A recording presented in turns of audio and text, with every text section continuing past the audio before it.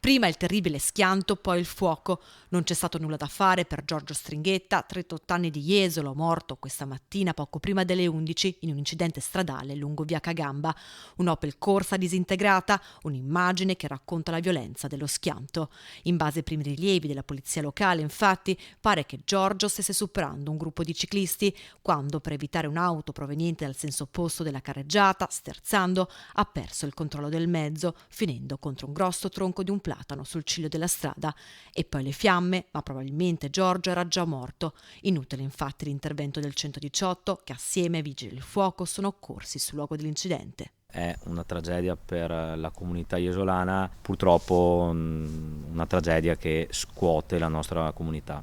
Originario di Jesolo Paese, Giorgio, compagno di Giada e padre di un bambino di 4 anni, lavorava come cameriere in diverse attività del Lido ed era conosciuto da tutti nella zona. Era un quasi coetaneo, quindi come tanti ragazzi, Jesolo non è poi così grande, abbiamo avuto delle esperienze assieme, abbiamo giocato a calcio, quindi posso dire che anche personalmente sono scosso da questo accadimento che interessa un ragazzo comunque conosciuto in città, un bravo ragazzo, quindi davvero un dispiacere, quindi giro a tutti i familiari la solidarietà dell'amministrazione comunale e penso dell'intera cittadinanza. Un ricordo commosso, quello del sindaco De Zotti e un'intera comunità in lutto. Annullati infatti, in accordo con la Proloco, i festeggiamenti del Carnevale in programma domenica 19 febbraio in piazza Primo Maggio. Una tragedia, quella di questa mattina in via Cagamba, che ancora una volta punta l'attenzione sul tema della sicurezza stradale. Noi come amministrazione fino al nostro insediamento abbiamo cercato di porre l'accento sul tema della sicurezza stradale, abbiamo ricominciato a portare la polizia locale dentro le scuole per fare